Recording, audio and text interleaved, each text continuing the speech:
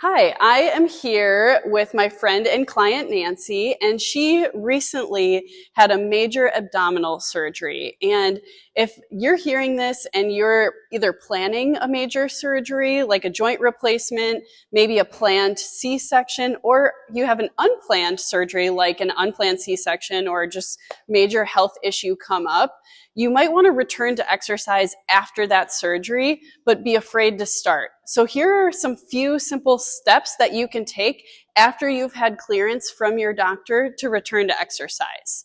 First things first, I think you should always start with some diaphragmatic breathing to reconnect with your body. So Nancy's going to go ahead and go on the floor.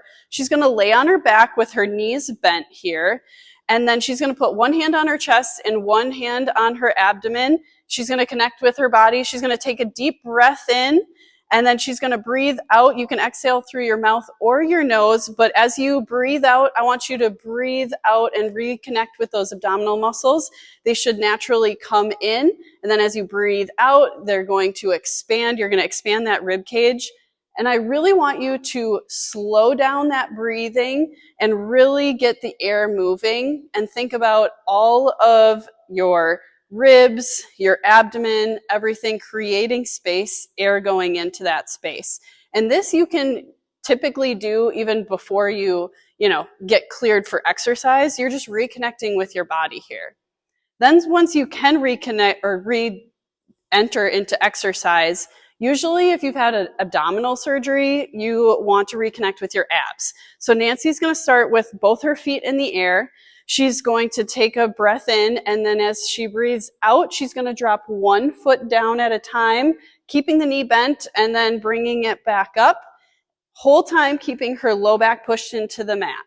If it's too hard to do both feet in the air at once, you can keep one foot on the floor and then do one leg at a time as you reconnect and then go up from there. But again, this is a great way to just reconnect with the abs, which is going to support you on the rest of the exercise.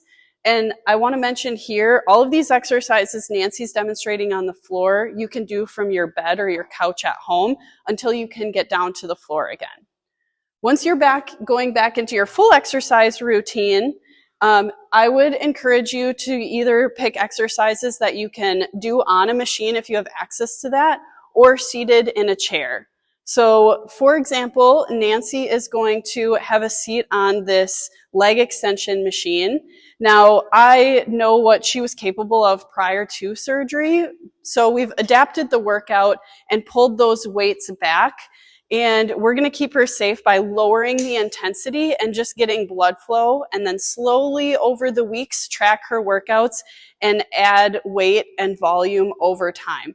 So we start with a very low weight. She's moving nice and slow. This is an exercise for the quads, so I'm instructing her to make sure she's breathing, taking that breath exercise that we started with into everything that we're doing, lifting other weights.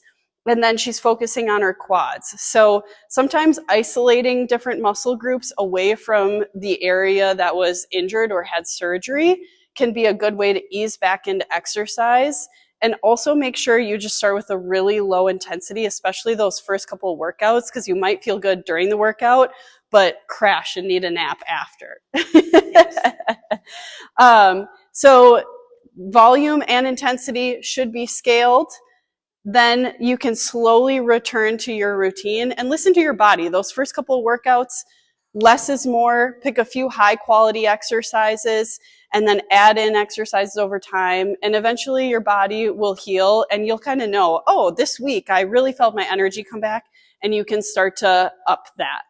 So if you have a planned or had an unplanned surgery and want to return it to exercise but aren't sure where to start, come see us at Breakthrough Fitness. We'd love to help.